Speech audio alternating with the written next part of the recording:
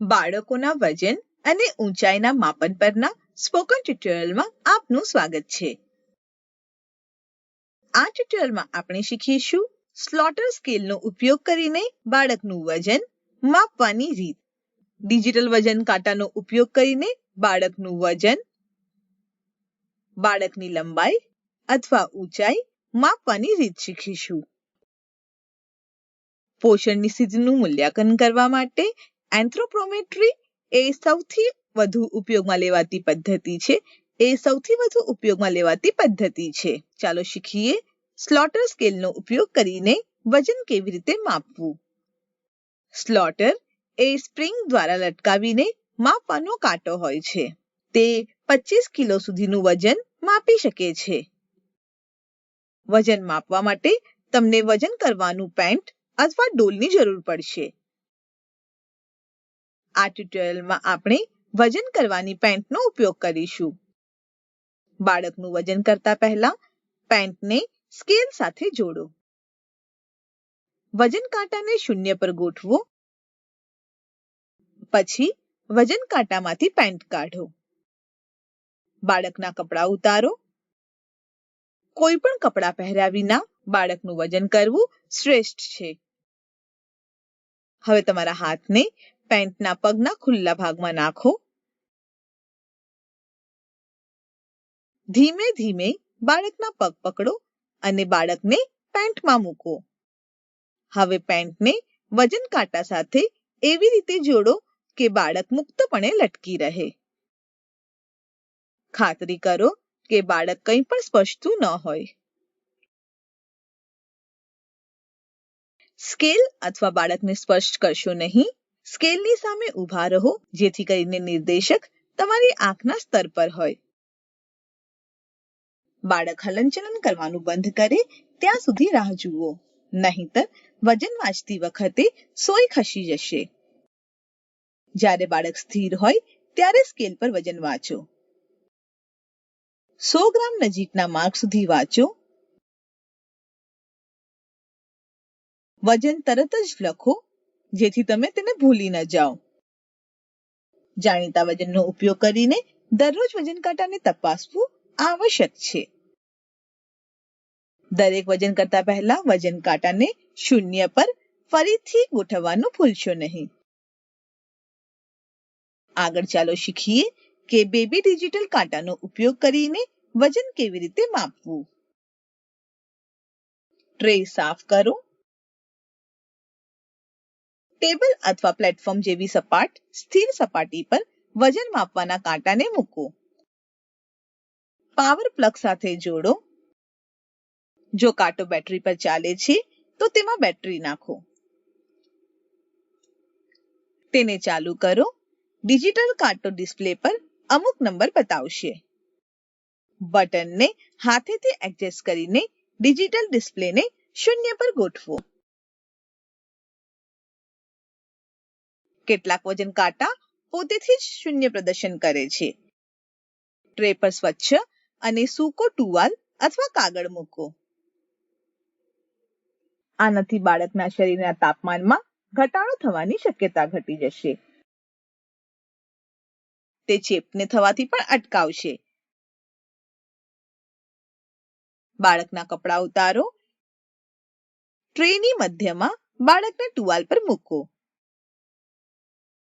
Digital display પર વજનની નોંધ લો અને લખી લો. ઉપયોગ કર્યા પછી મશીનને બંધ કરો. દરેક બાળક માટે અલગ સ્વચ્છ અને સૂકો ટુવાલ વાપરવાનું યાદ રાખો.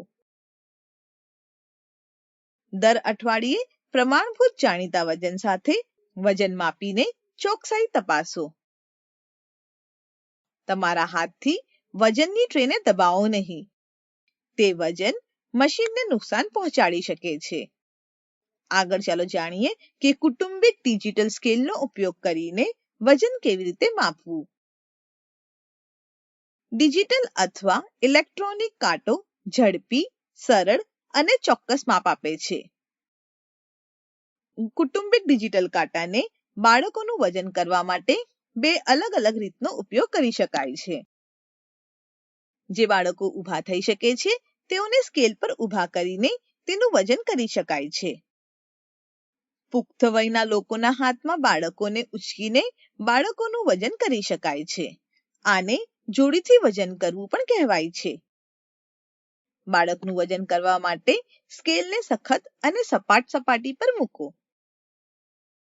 જો તમે ફિલ્ડ પર બાળકનું વજન કરતા હો તો લાકડાના બોર્ડનો ઉપયોગ કરી શકો છો. બાળકની માતા અથવા સંભાળ રાખનારને પ્રક્રિયા સમજાવો.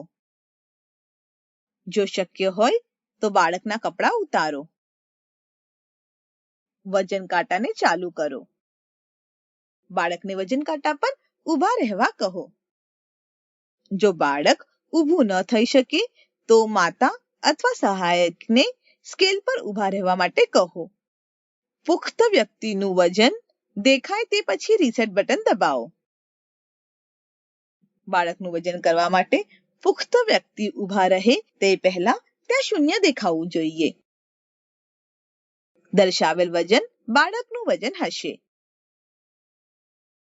વજન તરત જ લખો જેથી તમે તેને ભૂલી ન જાઓ. કાળજીપૂર્વક કાંટાને હેન્ડલ કરો. વધારાની ભેજ અથવા ગરમીથી કાંટાને સુરક્ષિત રાખો. આગળ ચાલો શીખીએ કે બાળકની લંબાઈ અથવા ઊંચાઈ કેવી રીતે માપવી. લંબાઈ 87 સેન્ટીમીટર અથવા 2 વર્ષથી ઓછી ઉંમરના બાળકો માટે વપરાય છે. ઊંચાઈનો ઉપયોગ 87 સેન્ટીમીટર અથવા 2 વર્ષથી વધુ ઉંમરના બાળકો માટે થાય છે.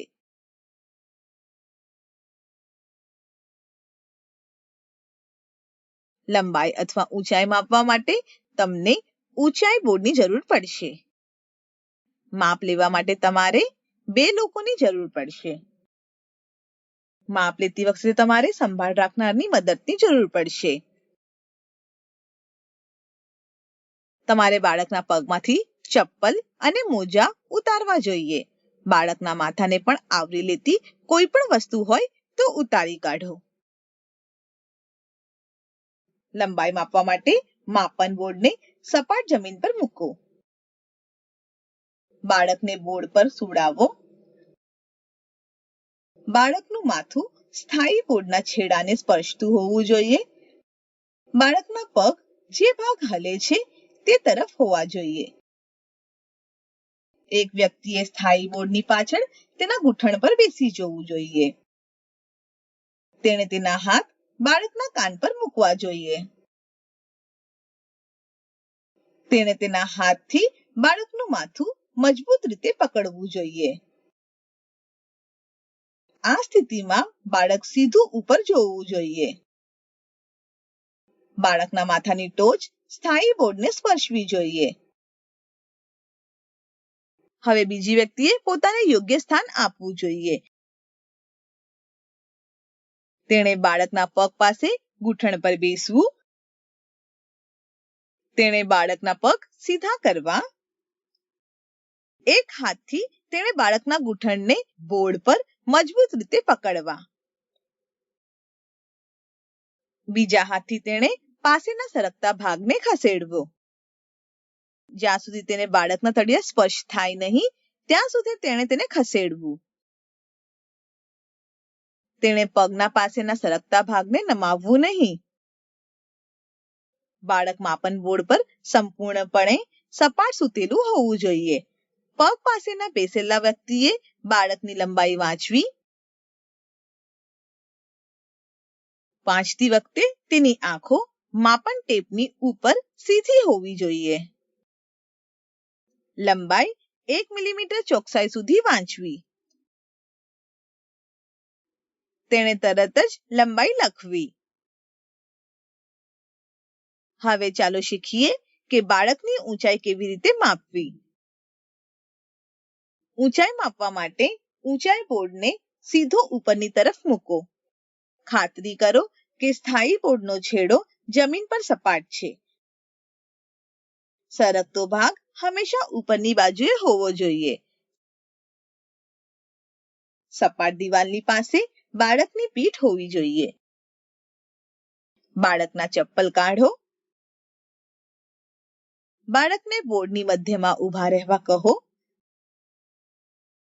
બાળકના તળવા બોર્ડને દબાયેલા હોવા જરૂરી છે. બાળકના ઘૂંટણને સીધા કરવા.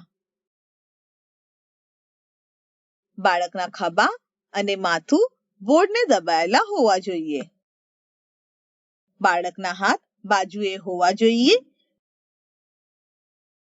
બાળક એ સીધું આગળની બાજુએ જોવું.